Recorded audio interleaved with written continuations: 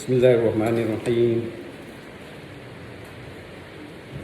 Rabbi shrah li sadri wa yassir li amri wa yassir amri wahlul 'uqdatam min lisani yafqahu qawli.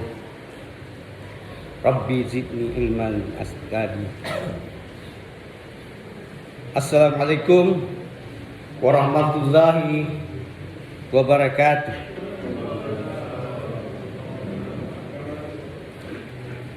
Alhamdulillahi rabbil alamin. Wa bihi nasta'inu ala umuri dunya waddin. Wassalatu wassalamu ala asyrafil anbiya'i wal mursalin. Ala sayyidina maulana Muhammadin wa ala alihi wa ashabihi wat tabi'in.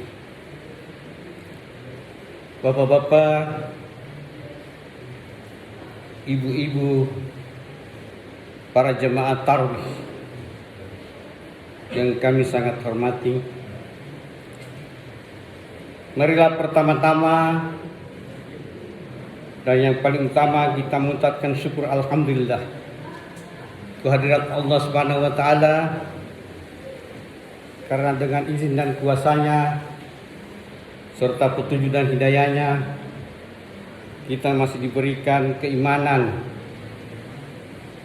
kesehatan, begitu juga kesempatan untuk hadir di tempat ini melaksanakan salat isya, salat tarawih, dan yang juga dengan salat witir. Bahwa salat-salat tersebut betapa kini faedahnya apalagi dilakukan pada bulan Ramadan.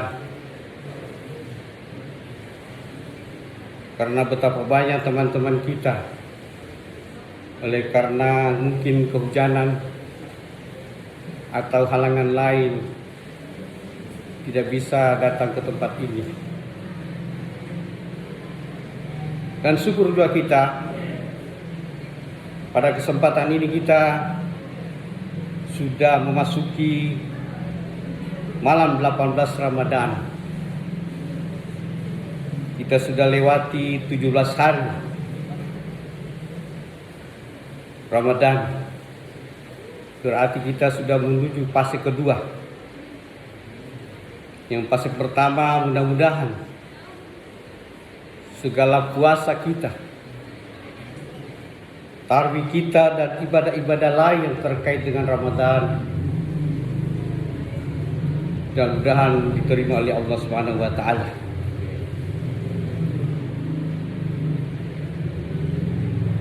Begitu juga salawat dan taslim semoga tercurah atas kanjeng kita Nabi besar Muhammad SAW, kepada sahabatnya, keluarganya, tabi'in, dan insya Allah sampai kepada kita sekalian. Bapak-bapak, ibu-ibu, para jemaah sekalian, kemarin sampai tadi subuh kita sudah mendengar ceramah yang dibawakan oleh Pak Muhammad Dong, yaitu mengenai fadilah bersungguh-sungguh mempelajari Al-Quran. Sebagaimana kita tahu, Al-Quran diturunkan di bulan Ramadan. Ini Ramadan, kenapa dikatakan mulia di sisi Allah? Mulia itu karena diturunkan di situ Al-Quran.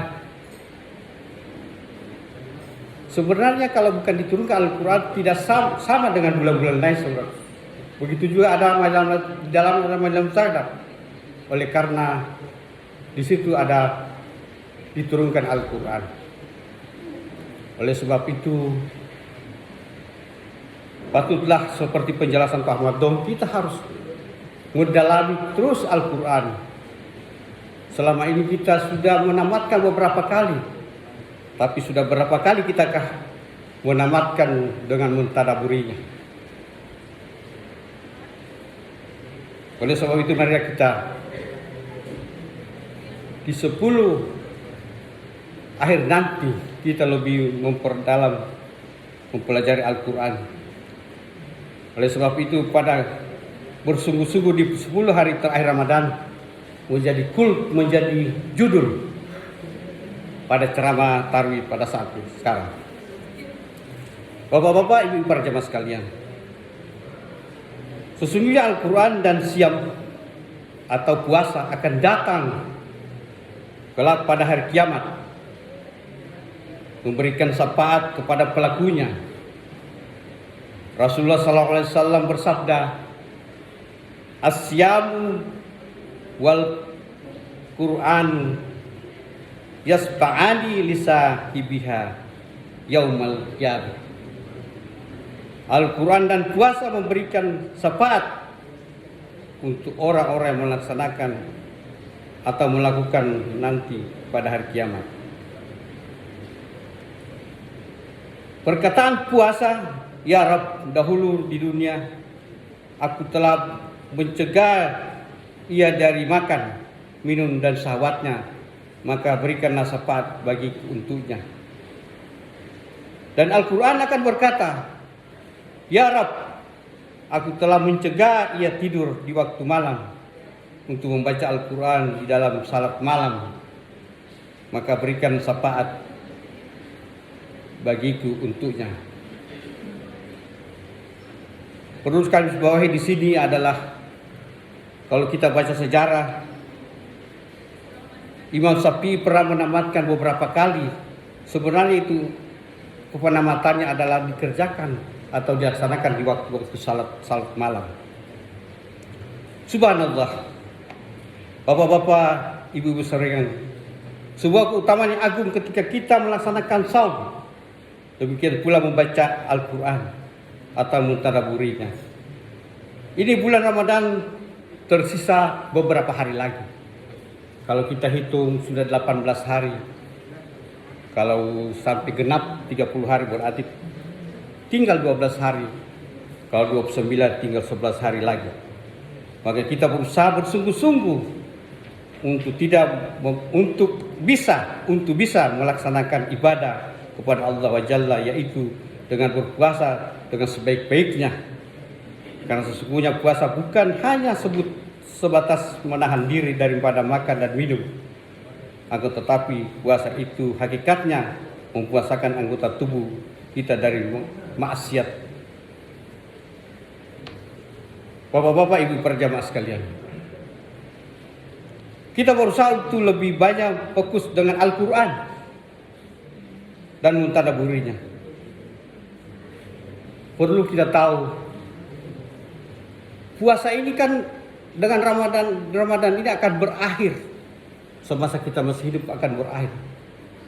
Setelah kiamat nanti semua akan berakhir. Yang kekal itu adalah Al-Quran. Jadi lebih mulia apa? Betapa beratnya kita menunggu Lailatul Qadar. Padahal Lailatul Qadar sendiri itu fadilahnya karena dia diturunkan Al-Quran dalamnya. Oleh sebab itu, mana yang lebih berfadilah, membaca Al-Quran atau mentadabbur Al-Quran daripada menunggu Lailatul Qadar yang konon kabarnya di dalam Al-Quran lebih baik daripada 1000 bulan. Berarti mentadabbur Al-Quran atau mengamalkan Al-Quran lebih dari itu. Ini bulan tersisa tinggal 11 hari atau 12 hari lagi. Maka kita berusaha bersungguh-sungguh untuk bisa melaksanakan ibadah kepada Allah Jalla, yaitu dengan puasa dengan sebaik-baiknya. Karena sesungguhnya puasa bukan hanya sebatas menahan diri daripada makan dan minum, tetapi puasa itu hakikat yang mempuasakan anggota tubuh dari maksiat. Kita berusaha untuk lebih banyak fokus dengan Al-Quran dan mentadabburinya, sehingga pada waktu ini kita bisa meraih malam yang sangat mulia, yaitu Lailatul Qadar. Sebagaimana Allah sebutkan, Lailatul Qadri khairun min alfi syahr. Lailatul Qadar lebih baik daripada 1000 bulan. Quran surah Al-Qadar ayat 3. Banyak ahli tafsir mengatakan bahwa artinya beramal di malam itu lebih baik daripada 1000 bulan. Subhanallah. Maka sungguh bahagia orang-orang yang Allah jadikan beramal saleh di malam itu. dan sungguh celaka orang-orang di malam itu Allah jadikan ia lalai, bahkan na'udzubillah malah berbuat maksiat kepada Allah Azza wa Jalla. Berarti kalau berbuat maksiat, berarti maksiatnya juga dikali 1000 bulan. Bapak-bapak, ibu-ibu, para jamaah sekalian, kita ingin menjadi orang yang senantiasa berharap untuk berbisnis dengan Allah Subhanahu wa taala. Bisnis yang tidak akan pernah ada ruginya, yaitu kita beriman kepada Allah Jalla, kita senantiasa membaca ayat Allah, kita senantiasa mendirikan salat, kita pun berinfak. Sebagaimana Allah mengatakan, Innal ladzina yatluna kitaballahi wa aqamus salata wa anfaqu mimma razaqnahum sirran wa alaniyatan yarjuna tijaratal lang tabur. Sesungguhnya orang yang membaca ayat-ayat Allah, mendirikan salat dan menginfakkan apa yang kami berikan kepadanya berupa rizki, baik itu rahasia maupun terang-terangan. Sesungguhnya orang-orang yang mengharapkan perniagaan yang tidak akan pernah ada rugi-ruginya. Surat Al-Fatir ayat ke-9. Bapak-bapak, ibu para jamaah sekalian, berjalan dengan Allah modalnya hanya satu, yaitu dengan keimanan dan ketakwaan kita. Pengorbanan kita untuk sedikit memberikan waktu untuk Allah dalam beramal saleh. Kita membaca Al-Quran dan mentadaburinya. Kita berusaha untuk mendirikan salat, baik salat 5 waktu maupun salat sunat.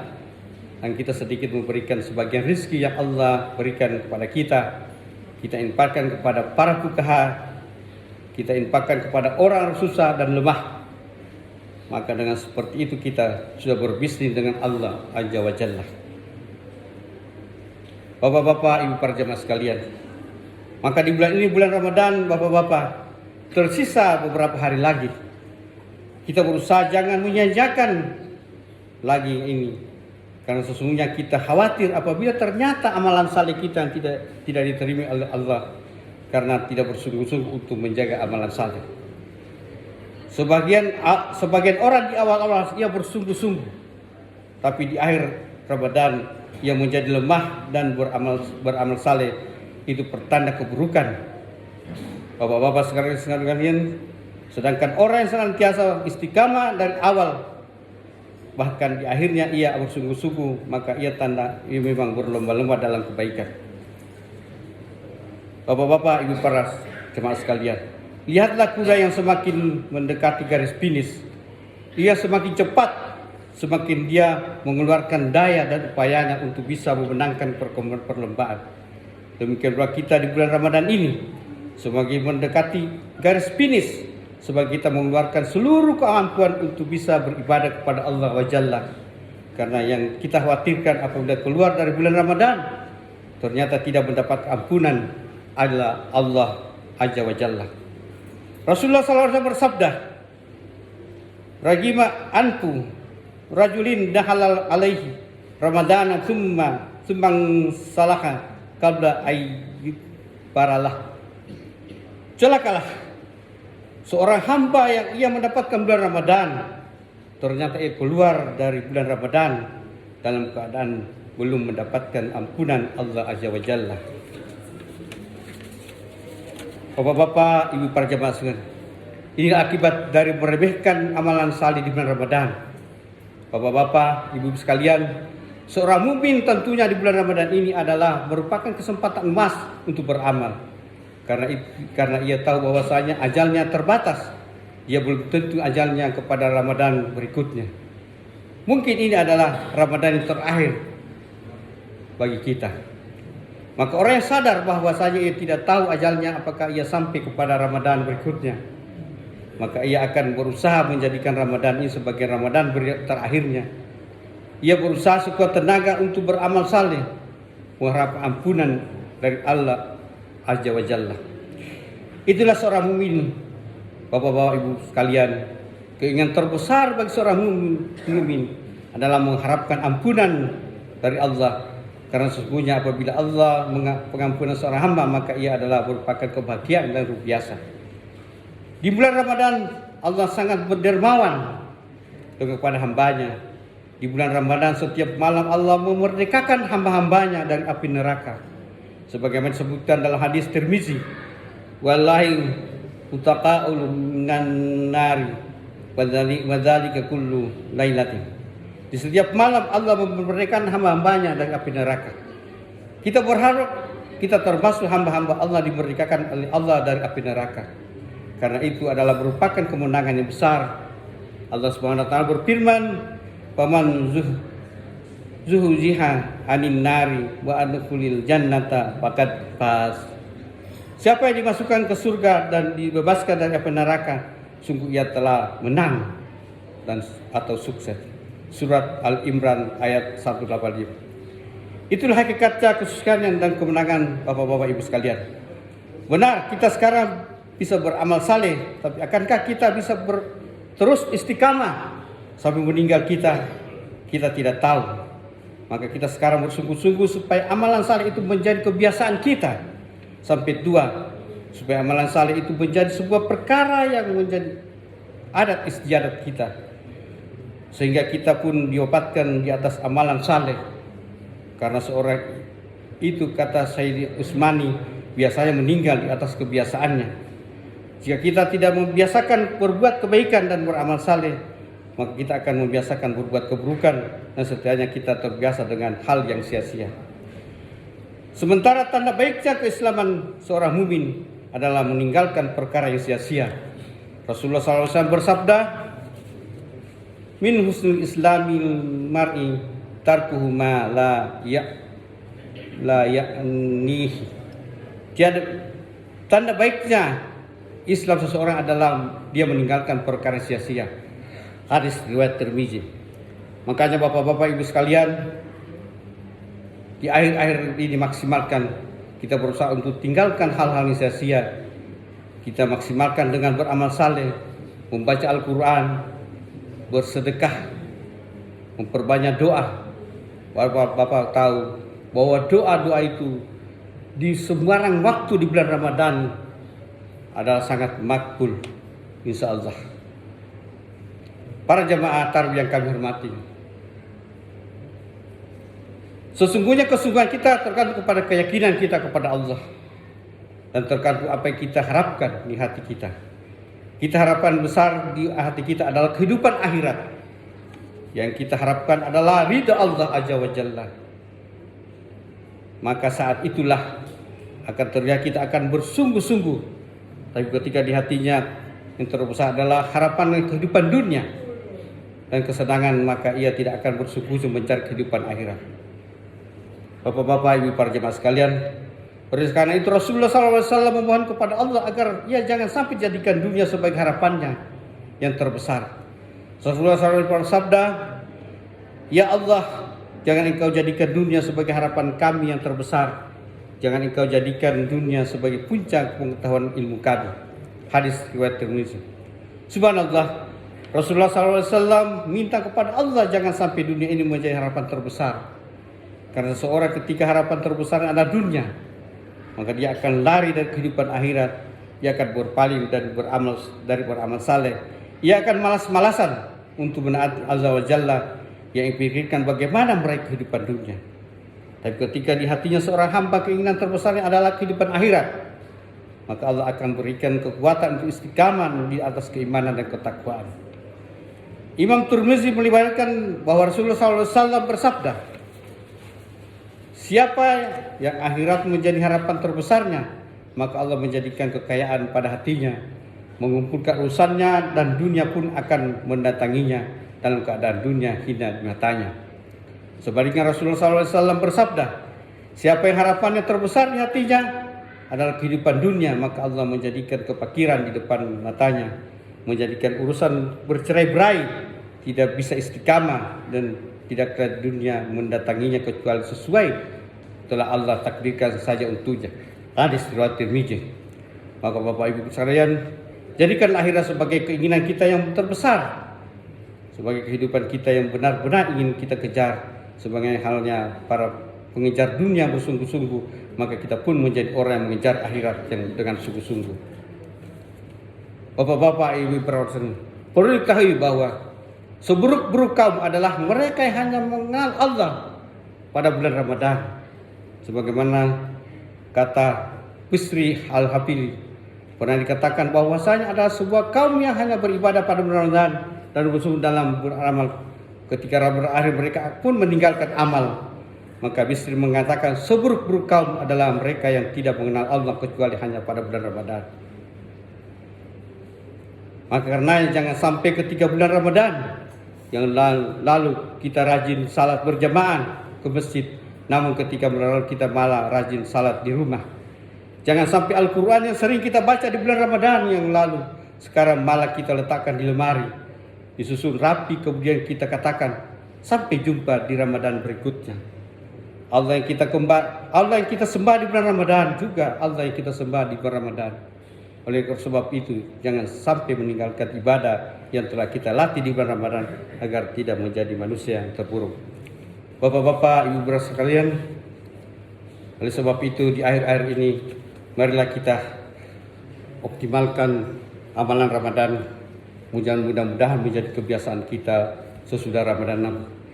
Hanya demikian yang kami sampaikan. Lebih dan kurangnya mohon dimaafkan. Subhanallahumma bihamdika asyhadu an la ilaha illa anta astaghfiruka wa atubu ilaik. Wabillahi taufiq wal hidayah. Wassalamualaikum warahmatullahi wabarakatuh.